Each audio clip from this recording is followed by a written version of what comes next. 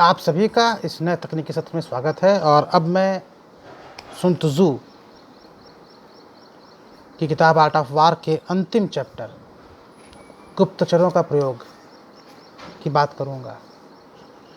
किताब इनकी बहुत पतली सी है और सबसे बड़ी बात यह है कि इन्होंने जो भी बात लिखी है वो टू द पॉइंट लिखी हैं, लेकिन आपको उन चीज़ों को रिलेट करना पड़ेगा, उन संकेतों को समझना पड़ेगा, क्योंकि कभी कभी ये ऐसी सी बातें कर जाते हैं जो आमतौर पे लोगों की समझ के बाहर हो जाती हैं। क्योंकि एक तरीके से अगर देखा जाए तो ये एक रहस्यमयी व्यक्ति थे। इनके बारे में बहुत कुछ लोगों को पता भी नहीं है, और जब पता नहीं है तो होता भी यही है कि जिनके बारे में जो किताबें या जो अध्ययन सामग्री पढ़ने को मिलती हैं वो कुछ उस तरीके की होती हैं कि आपको उनकी कही बातें भी एक रहस्य की तरह लगती हैं। कहीं ना कहीं एक ऐसे व्यक्ति थे जिनकी बातों को आप अपने जीवन में उतार सकते हैं। अगर अपने आप जीवन में उतार लिए तो शायद आप अपनी सफलताओं को छूने से आपको कोई नहीं रोक सकता। ये एक बात कहते हैं, ये कहते हैं कि देखिए, आपने हज़ारों आदमियों की सेना बनाई और आप उसको लेकर लंबे दूर तक ले गए, तो जितने आदमी जाएंगे उनकी क्षति और देश के राजस्व की क्षति होने की पूरे चांस हैं। और एक दूसरे तक अगर दो दुश्मन सेनाएं हैं तो एक दूसरे का सामना लंबे समय तक करती हैं, जो कि जीतने के लिए एक ही दिन में तय किया जा सकता है। ऐसा इसलिए किया जाता है ताकि शत्रु की स्थिति से अनभिज्ञता बनी रहे, क्योंकि कोई उचित जानकारी हासिल करने के लिए उन्होंने उस समय का जिक्र किया है 100 औंस चांदी का व्यय करने से डरता है। जाहिर सी बात है कि इन्होंने कहीं ना कहीं बोला कि भाई, अगर इंटेलिजेंस गैदरिंग करनी हो, दुश्मन की स्थिति की जानकारी लेनी हो, तो आपको घूस के तौर पे 100 औंस चांदी, उस समय चीन की बात कर रहा हूँ मैं, देनी पड़ेगी।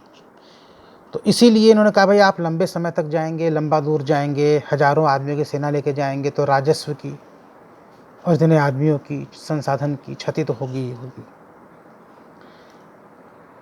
अब इनका कहना है कि जो इस प्रकार के काम करता है वो लोगों का नायक नहीं हो सकता, लोगों का हीरो नहीं हो सकता, नेता नहीं हो सकता।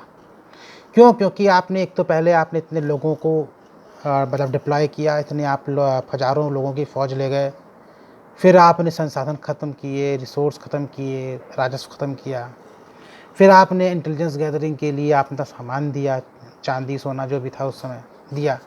तो जाहिर सी बात है कि अब आप लोगों के हीरो कैसे बनेंगे, क्योंकि यहाँ पर कहीं ना कहीं ये बचत की बात करते हैं। और आगे लिखते हैं कि जो बुद्धिमान शासक और अच्छे शासक को चलाने और जीतने के लिए सामान्य पुरुषों की पहुंच से परे चीज़ों को प्राप्त करने में सक्षम बनाता है, वह पूर्व ज्ञान है। इनका कहना है कि आपके पास जो पूर्व ज्ञान है, जो लोगों के द्वारा जो पहले जो किए गए कार्य हैं, वही पूर्व ज्ञान है, और उस पूर्व ज्ञान के आधार पर ही आप आगे बढ़ सकते हैं। क्योंकि अगर आप अपना ज्ञान लेने लग गए तब तो फिर आपको ज़िंदगी बहुत छोटी पड़ जाएगी। देखिए, पहले कहा जाता था, एक कहावत है कि जो दूसरों की गलती से सीखता है वह बुद्धिमान है, जो अपनी गलती से सीखता है वो बेवकूफ़ है। तो यहाँ पर उन्होंने पूर्व ज्ञान की बात करी है। तो पूर्व ज्ञान यही है कि आप दूसरों की सफलता और असफलता से, उनकी कहानियों से कुछ चीज़ें समझें और तभी आगे बढ़ें।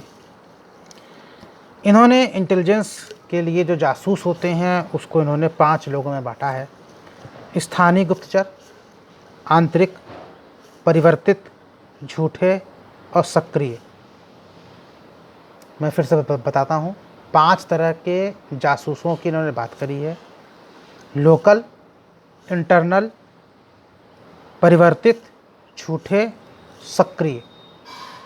एक बार फिर से सुन लीजिए: स्थानीय, आंतरिक, परिवर्तित, झूठे और सक्रिय। लोकल लोग जिसकी बात करते हैं, स्थानीय गुप्तचर, वो कौन होते हैं? जो उसी शहर में रहने वाले निवासी होते हैं, उनकी आप सेवा ले लें तो वो एक तरीके से आपके स्थानीय गुप्तचर हो गए। आंतरिक कौन होता है? आंतरिक गुप्तचर वो होते हैं जो दुश्मन के अधिकारी होते हैं, जिनका उपयोग हमारे द्वारा किया जाता है। स्थानीय क्लियर हो गया? स्थानीय कौन है? जो शहर के अंदर रहता है, जो उसी देश का एक तरीके से नागरिक है और आपको लाके अपनी कोई सूचना दे रहा है। इंटरनल कौन है? आंतरिक, इंटरनल वो है जो दुश्मन का अधिकारी हो, किसी की पोस्ट को होल्ड करता हो, उसके मान लीजिए कोई ऐसा व्यक्ति है सेना में या कहीं पर जिसके पास से महत्वपूर्ण फाइलें गुजर रही हैं, या एक जिसको आप कह सकते हैं आज की तारीख में मल्टीटास्किंग स्टाफ जो ऑफिस का होता है, जो फाइलों को यहाँ से वहाँ ले जाता है। मान लीजिए अगर उसी व्यक्ति ने अगर कागज़ों की फ़ोटोकॉपी या मोबाइल से फ़ोटो खींच करके भेजना शुरू कर दिया, तो वो हमारे लिए इंटरनल जासूस हो गया, आंतरिक जासूस। तो वो वहीं का अधिकारी होता है। अगर आपको हम इसको एक छोटे से एग्जाम्पल के द्वारा और समझा सके तो आप समझ जाएंगे।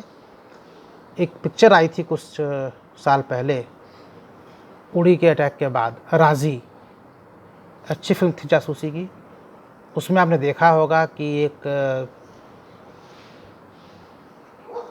ISI के एक अफसर की भूमिका में एक रहते हैं शख्स, और वो कहते हैं कि दुश्मन तक हमारी सूचनाएं कैसे पहुंच रही हैं, और फिर वो अम्मी जान किसी को कह के फ़ोन करते हैं और उसको वो मोबाइल नंबर की जगह पर 8 फिगर रेफरेंस दे देते हैं। 8 फिगर रेफरेंस क्या होते हैं? मैप की दुनिया में जो लोग मैप को यूज़ करते हो, जो लोग सेटेलाइट को यूज़ करते हो, जानते होंगे कि 4 फिगर, 6 फिगर, 8 फिगर रेफरेंस वो होते हैं जो किसी जगह की लोकेशन होते हैं पूरे वर्ल्ड में, पूरी दुनिया में। उन्होंने इसको पास कर दिया और आतंकवादियों का ठिकाना इंटेलिजेंस वालों को मिल गया, वहाँ पर बाद में अटैक हो गया। तो इस तरीके से इन चीज़ों को आउट किया जाता था। तो इस तरह के काम करने वाले को हम आंतरिक जासूस कह सकते हैं। परिवर्तित गुप्तचर ये इसको कहते हैं जो दुश्मन के गुप्तचरों को नियंत्रित करे और उन्हें अपने उद्देश्यों के लिए इस्तेमाल करे। तो अगर आप देखिए तो ऐसा है कि ये इंटेलिजेंस एजेंसियां जो भी हैं, रा हो, ISI हो, CIA हो, मोसाद हो, MI6 हो, ये हर जगह करती हैं कि वो दूसरों के एजेंट्स को यूज़ करती हैं। अब वो दूसरों के एजेंट्स को किस तरह यूज़ करती हैं, उनको किस तरह तोड़ती हैं, ये तो देखिए भाई 2 एजेंसियों के बीच की बात है या 2 लोगों के बीच की बात है। लेकिन कहीं ना कहीं ऐसा होता है कि इंटेलिजेंस का एक आदमी वहाँ पर बैठा होता है जो उसको देख रहा होता है कि ये चीज़ें किस तरीके से आगे बढ़ रही हैं। एक जो अगली बात की गई है चौथे जासूस की, वो है झूठा जासूस। झूठा जासूस कौन होता है? वो जो धोखे से अपने उद्देश्यों को प्राप्त करने के लिए कुछ चीज़ें खुले तौर पर अंजाम देते हैं और हमारे गुप्तचरों को उनके बारे में जानने के लिए मना लेते हैं और फिर दुश्मन को रिपोर्ट देते हैं। झूठे जासूस, फिर से सुनिए, जो धोखे से अपने उद्देश्यों को पाने के लिए कुछ चीज़ों को खुले तौर पर अंजाम देते हैं और हमारे गुप्तचरों को उनके बारे में जानने के लिए मना लेते हैं और फिर दुश्मन को रिपोर्ट देते हैं। देखिए, ऐसा हो सकता है आज की तारीख में ये झूठा जासूस तो उन्होंने लिखा है, कुछ और उसको हम नाम दे सकते हैं। इसके लिए सही वर्ड क्या है ये मुझे नहीं पता, लेकिन मैं एक एग्जांपल देना चाहूँगा रिचर्ड कोलमैन हेडली का। इसको अक्सर हम लोग कहते हैं डेविड हेडली। डेविड हेडली जो थे एक कहा जाता है एक ऐसा एजेंट था जो भारत में आया था और उसने आकर के कई जगहों की रेकी की थी। फोटोग्राफ़र के तरीके से उसने ताज होटल की भी फ़ोटो खींची थी, गेटवे ऑफ इंडिया की फ़ोटो खींची थी और इन्हीं होटलों में वो रुकता था और बराबर उनकी फ़ोटो खींच रहा था। कहा जाता है कि वो डबल एजेंट था। उसकी माँ कहा जाता है पाकिस्तानी मूल की थी। इस तरीके से वो पाकिस्तान के लिए भी काम करता था, ISI के लिए। और कहा जाता है कि इसके फादर शायद अमेरिकी थे और वो अमेरिका में ही पला बढ़ा था और एक तरीके से वो CIA का भी एजेंट था। वो वास्तव में किसका एजेंट था, CIA का था या ISI का था, अभी तक बातें कुछ क्लियर नहीं हुई। लेकिन एक बात क्लियर हुई कि ये कहा जाता है कि फ़ोटो खींचने में ये माहिर था और लादेन की हत्या करवाने में कहीं ना कहीं इसके जो फ़ोटो दी गई थी वो भी एक अपनी भूमिका निभाती हैं। अब यही आदमी अगर आपके यहाँ बम्बई में जब अटैक होता है, जिसको कहा जाता कि जो अटैक हुआ था और आपके हाथ होटल ताज में और बाकी होटलों में, हॉस्पिटल में कई 100 लोग मारे गए थे, तो कहा जाता है कि इसकी ही रेकी काम आई थी। 2011 में लादेन के मरने में भी कहा जाता है कि इसकी ही रेकी काम आई थी। इसीलिए कहा जाता है कि इसका नाम आने के बावजूद भी अमेरिका के अधिकारियों ने इसका प्रत्यर्पण भारत में नहीं किया। ये कहा कि आप इसका वीडियो कॉन्फ्रेंसिंग कर लीजिए, सब कर लीजिए, लेकिन कहीं से भी उसको उन्होंने आउट नहीं किया, क्योंकि कहा जाता है कि शायद ये डबल एजेंट था और ये CIA और ISI दोनों का आदमी था, दोनों को एक दूसरे की सूचना देता था और ये दोनों से पैसा कमाता था। तो ऐसे लोगों की बात भी है यहाँ पे, जो मुझे लगा कि पता नहीं ये एग्जाम्पल यहाँ कितना सही साबित होता है या नहीं होता है, लेकिन बता दिया ताकि आप लोगों की जानकारी में रहे। सक्रिय गुप्तचर वह होते हैं जो दुश्मन के शिविर से समाचार लाते हैं। सक्रिय, अब यही समझ लीजिए कोई मजदूर है, कहीं काम कर रहा है, वो तुरंत सूचना लाया कि भाई देखिए वहाँ पे ऐसा है और इस तरह से काम चल रहा है, तो हमारे लिए वो भी जो है चीज़ें बहुत ज़्यादा काम की हो जाती हैं। इन्होंने कहा परोपकार और ईमानदारी के बिना उन्हें ठीक से प्रबंधित, ये इसका मैनेज नहीं कर सकते। मतलब आपको उनके ऊपर दया करनी पड़ेगी, आपको उनके प्रति ईमानदार रहना पड़ेगा, तभी आप उनको मैनेज कर पाएंगे, जासूसों को अपने। दूसरा क्या कहते हैं, ये सूक्ष्म बनो और सूक्ष्म रहो, मतलब छोटे बन जाओ, छोटे रहो। इस तरीके से आप अपने गुप्तचरों का प्रयोग करेंगे। इसका क्या मतलब है, देखिए छोटे बनने से बहुत फ़ायदा होता है, छोटे बनने से बहुत फ़ायदा होता है। और मैं नाम नहीं लूँगा, भारत के एक प्रसिद्ध गुप्तचर के बारे में कहा जाता है कि वो एक दुश्मन देश में कभी एक भिखारी या रिक्शे वाले के तौर पर भी कई साल रहे थे, मस्जिद के बाहर रहते थे, नमाज़ पढ़ते थे। तो ये सब चीज़ें भी जो हैं, आप जब छोटे बन के रहेंगे तो आपको कभी भी कोई आदमी आप पे ध्यान नहीं देगा, तो तभी आपका फ़ायदा है। अगर आप बड़े बन के रहना चाहेंगे, अगर आप सोचते हैं कि हमारे जाने से बिल्कुल एक तरीके से, इसको शुद्ध हिंदी में एक वर्ड यूज़ करते हैं, भोकाल टाइट हो जाए, तो आप सबकी नज़र में आ जाएंगे। यहाँ पे सूक्ष्म बनने का मतलब ये कि लोगों की नज़रों से दूर रहिए, तभी फ़ायदे में होंगे। मतलब एक बार आपको लोग जो हैं वो इग्नोर कर दें। दूसरा ये कहना है कि अगर कोई गुप्त सूचना गुप्तचर के द्वारा खोल दी जाए तो उस आदमी को मौत के घाट उतार देना चाहिए, जिसे रहस्य बताया गया था। मतलब ये एक साफ साफ कहते हैं कि देखिए सीक्रेट के लिए आप हत्या भी कर सकते हैं। देखिए इंटेलिजेंस की दुनिया में एक चीज़ें कॉमन सी हैं, हर आदमी चाहता है कि कहीं ना कहीं से हमारी जो सूचनाएं हैं वो सीक्रेट रहें, और अगर उसको ये लगता है कि इसमें कुछ हल्की सी भी गलती हो सकती है तो उस आदमी से वो सूचना ले करके उसको मारने में भी यकीन करते हैं। आपने ऐसी कई इंटेलिजेंस की फिल्म देखी होंगी जिसमें इस तरह कांड होते हैं, क्योंकि सूचना बचाना और चेहरा छुपाना ये बहुत ज़रूरी चीज़ें हैं। इसके बाद इन्होंने लिखा है कि चाहे लक्ष्य किसी सेना को कुचलने का हो, किसी शहर को उड़ाने का हो, किसी व्यक्ति की हत्या करने का हो, शुरुआत करने के लिए ज़रूरी है कि दुश्मन के सभी चीज़ों का, उसके टेंडेंट का, ठिकानों का, उसके गार्ड्स का, गेट पे कितने संतरी खड़े हैं, इन सब की हमको सूचना होनी चाहिए। इसका मतलब क्या है कि एक तरीके से ये पूरी सूचना, फुल इन्फॉर्मेशन गैदर करने की बात कर रहे हैं कि आपके पास जब तक फुल इन्फॉर्मेशन नहीं होगी आप कोई भी काम ना करें। इसके अलावा ये कहते हैं कि शत्रु के गुप्तचर जो हमारे ऊपर जासूसी करने आए हैं, भाई ऐसा हर जगह होता है कि कोई ना कोई जासूस होता है जो हमारी जासूसी कर रहा होता है। तो अगर आपने इसको पकड़ लिया है या अगर आप समझ गए कौन है, तो आप उसको घूस के साथ लुभाइए, दूर ले जाइए, आराम से रखिए।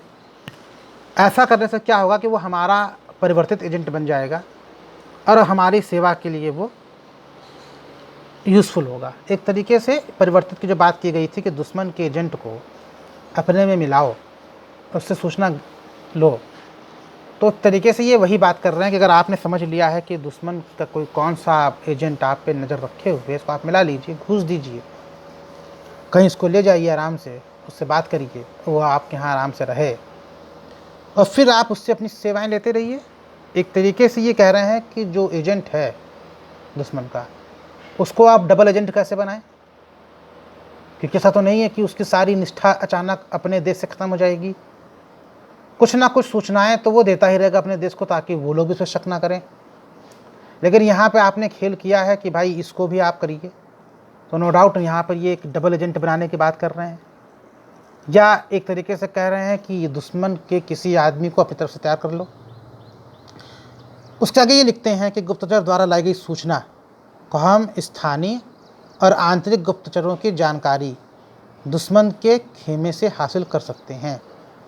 मतलब ये क्या कह रहे हैं कि जो हमने सूचना उनसे प्राप्त करी, जब ये परिवर्तित बन गए, डबल एजेंट बन गए, वो इन्होंने वो सूचना दी, तो हम उसको वहाँ से एक बार चेक कर लें, काउंटर चेक कर लें कि ऐसा कुछ हुआ है कि नहीं।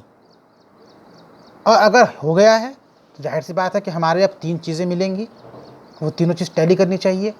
देखिए, एजेंट्स की दुनिया में कहा जाता है कि कभी भी आप किसी एक सोर्स पे यकीन मत करिए जब तक कि दूसरा सोर्स भी उस चीज़ की पुष्टि ना कर दे।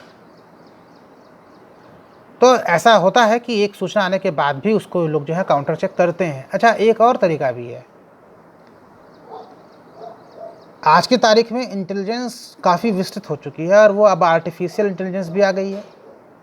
उसके बाद अब स्पाई सेटेलाइट्स आ गए हैं, तो अब हर चीज़ अब आप आदमी पे बहुत ज़्यादा डिपेंड नहीं रह गए हैं। लेकिन फिर भी उसको तो मालूम करना ही पड़ेगा। उसके बाद ये कहते हैं कि झूठे गुप्तचर उनके जानकारी के कारण हम झूठे गुप्तचर बना सकते हैं जो झूठी खबर दुश्मन के पास ले जाते हैं। देखिए, ऐसा है कि फिर एक तरीके से ये इन्फॉर्मेशन वारफेयर की बात कर रहे हैं। देखिए, झूठी सूचना क्या होती है। मान लीजिए हमने किसी सूचना को चेंज कर दिया। सूचना युद्ध ऐसा ही होता है, इन्फॉर्मेशन वारफेयर में ऐसा ही होता है कि हमारी सूचना जो हमारे काम की है वो बिना किसी रोक टोक के, बिना किसी काट छाँट के हम तक पहुँचे, और जो दुश्मन के लायक सूचना है जिससे दुश्मन को फ़ायदा हो, उस दुश्मन के पास हम सूचना पहुँचने से रोकें, तभी हमारा काम बन पाता है। उसी की यहाँ पे बात कर रहे हैं कि दुश्मन को झूठी सूचना पहुँचाओ, ये इनका कहना है। देखिए, बहुत ही तरीके से ये एक बहुत काबिल आदमी थे और इन्होंने बहुत सी ऐसी बातें इन्होंने लिख दी हैं कि इसको आप चेक करिए, काउंटर चेक करिए, 2 इंटेलिजेंस वाले पहले बात को करें, फिर उसकी तीसरे से पुष्टि करवाइए। तो इन्होंने एक तरीके से बोल दिया है कि भाई इस तरीके के प्रयोग करने चाहिए। देखिए, आज की तारीख में बहुत इंटेलिजेंस गैदर करने के बहुत से तरीके आ गए हैं। अब इन्होंने जो बात यहाँ पर बोली उसके बारे में आपको मैं थोड़ा सा एक ब्रीफ में एक बात बता दूं, शायद आपके काम आ जाए। कि कारगिल का युद्ध चल रहा था और जनरल परवेज़ मुशर्रफ चीन गए थे।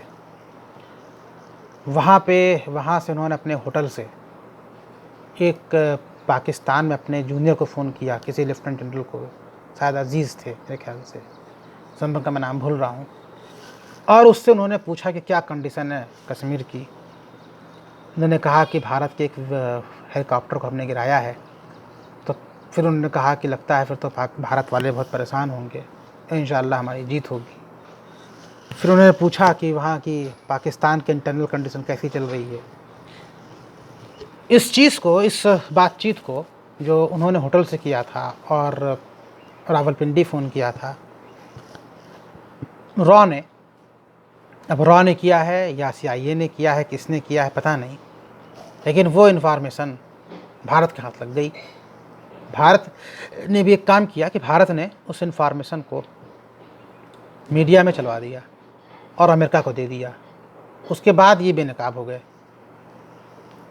सवाल दूसरा था, इंटेलिजेंस में कहा जाता है जासूसों की दुनिया में कि इस तरह की इन्फॉर्मेशन आपको लीक नहीं करनी चाहिए, वरना एक जो सेफ़ लाइन होती है, सेफ़ लाइन मतलब कि समझ लीजिए कि जैसे किसी चीज़ पे हम बात कर रहे हैं, किसी जिस फ़ोन लाइन पे वो बात कर रहे थे अजीज़ और मुशर्रफ, फिर वो अब उसको यूज़ नहीं करेंगे, तो आपको पूरी इन्फॉर्मेशन निकाल लेनी चाहिए थी। लेकिन पता नहीं कि भारत सरकार ने या रॉ ने, CIA ने, जिसने भी इसको लीक किया, ये तो हम नहीं कह सकते ना कि उसने सिर्फ इतनी जानकारी की। संभव है कि बहुत दिन से वो जानकारी को इकट्ठा कर रहे हैं और सिर्फ एक स्पेशल जानकारी को ही लीक किया गया हो, बाकी इन्होंने पास रख लिया हो। लेकिन कहा जाता है कि अगर आपने इस चीज़ों को अगर लीक कर दिया तो फिर आप उस लाइन को दोबारा यूज़ नहीं दुश्मन करेगा, तो फिर से आपको दिमाग लगाना पड़ेगा कि अब वो कौन सी लाइन यूज़ कर रहा है। लेकिन कारगिल हुआ था जिसमें दोनों देश परमाणु युद्ध की भी कगार पे थे और बिल क्लिंटन साहब बहुत परेशान थे कि कहीं ऐसा ना हो कि नवाज शरीफ और भारत सरकार एक दूसरे के खिलाफ एटम बम का ही प्रयोग कर दे। तो इस चीज़ के लिए मुशर्रफ को बेनकाब करना बहुत ज़रूरी था। अब भारत सरकार ने उसको बेनकाब करने में कहीं से भी कोई कमी नहीं छोड़ी। हमने दिखा दिया कि परवेज़ मुशर्रफ ही वो आदमी था जो इसके पीछे लगा हुआ था। अब भारत पाकिस्तान के संबंधों को रसातल में पहुंचाने का जितना बड़ा गुनाह, देखिए ये तो पाकिस्तान की कई सरकारों ने गुनाह किए इस तरह के, लेकिन परमाणु शक्ति बनने के बाद इतना बड़ा गुनाह मुशर्रफ ने किया, शायद किसी ने किया हो। और उस समय हम शायद बहुत करीब थे युद्ध के, अगर एक हल्की सी चिंगारी और होती तो शायद युद्ध बहुत भयानक होता। और LOC के साथ साथ पूरी इंटरनेशनल बॉर्डर पर भी हम युद्ध को झेल रहे होते। हम क्या झेलते? पाकिस्तान झेलता, क्योंकि पाकिस्तान में गलती थी, हम सक्षम थे। और भारत के भूभाग के लिए, किसी भी एरिया के लिए अगर युद्ध करना होगा, चाहे प्राणों के बलिदान भी करने पड़े, चाहे दूसरे के प्राण लेने पड़े, भारत का हर सैनिक और हर नागरिक तैयार रहता है। अब आगे चलते हैं और देखते हैं कि इन्होंने अंतिम में क्या लिखा है। इन्होंने लिखा है कि वह केवल प्रबुद्ध शासक और बुद्धिमान जनरल है जो जासूसी के उद्देश्यों के लिए सेना की सर्वोच्च बुद्धि का उपयोग करेगा, और इस तरह वह महान परिणाम प्राप्त करेगा। गुप्तचर सबसे महत्वपूर्ण तथ्यों को सींचने के औजार हैं, क्योंकि उन पर सेना की कामयाबी से आगे बढ़ने की क्षमता निर्भर करती है। इस लाइन इन्होंने कही है, एक लाइन कही है कि यह केवल प्रबुद्ध शासक, बुद्धिमान जनरल है जो जासूसी के उद्देश्यों के लिए सेना की सर्वोच्च बुद्धि का इस्तेमाल करेगा। मतलब क्या यहाँ पे ये मान रहा है कि सेना के लोग अच्छे तरीके से जासूसी के उद्देश्यों को पूरा कर सकते हैं। और गुप्तचर सबसे महत्वपूर्ण तथ्यों को सींचने के औजार हैं, क्योंकि उन पर सेना की कामयाबी से आगे बढ़ने की क्षमता निर्भर करती है। तो इसमें कोई डाउट नहीं कि गुप्तचर वो व्यक्ति होता है जो दुश्मन देश में रहता है, वहाँ अपने काम को अंजाम देता है। पकड़े जाने पे अक्सर ऐसा होता है कि वो जिस देश के लिए काम कर रहा है उसको वो पहचानने से मना कर देते हैं, देश कह देते हैं कि हमारा आदमी नहीं है। और बेचारा वो जो गुप्तचर होता है, दुनिया में किसी भी देश का गुप्तचर हो, वो सिर्फ अपनी राष्ट्रभक्ति के कारण ही गुप्तचरी में या इंटेलिजेंस एजेंसी में आने के बाद वो दूसरे देश में जानना पसंद करेगा। उसकी वो सिर्फ राष्ट्रभक्ति होती है, क्योंकि उसे पता होता है कि जिस दिन वो पकड़ गया तो कोई भी देश उसको अपना आदमी नहीं बोलेगा। वो जासूस बड़े किस्मत वाले होते हैं जो दुश्मन देशों में अपने काम को अंजाम देने के बाद अपने देश में वापस लौटते हैं, वरना ज़्यादातर की मौत या गिरफ्तारी दुश्मन देश में हो जाती है और उनके पास अपनी कोई पहचान भी नहीं होती। ये एक वास्तविकता है। एक किताब आई थी, मैं पाकिस्तान में जासूस था, उसका मैं नाम भूल रहा हूँ, लेकिन किताब का नाम वही था कि मैं पाकिस्तान में भारत का जासूस था। कभी अगर आप लोगों को मौका मिले उस किताब को नेट पर सर्च करिएगा, कहीं मिल जाए तो पढ़िएगा, तो आपको समझ में आ जाएगा कि गुप्तचरों की ज़िंदगी किन कष्टों से निकलती है, किस तरह की वेदना उनको झेलनी पड़ती है।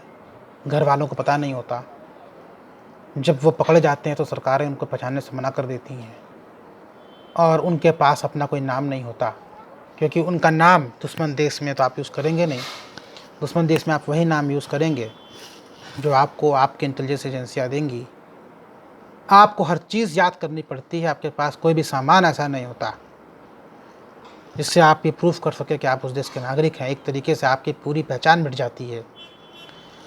और आज की तारीख में जब एक आप कभी बात करिए किसी भी व्यक्ति से, कहता है कि तुमको पता है मैं कौन हूँ, तुम जानते हो मेरे पिताजी कौन है, तो मालूम है मैं कौन हूँ, इस तरह के जब वर्ड यूज़ करता है, फिर कहता है कि तेरे औकात पता है, मैं जानता हूँ तू कौन है।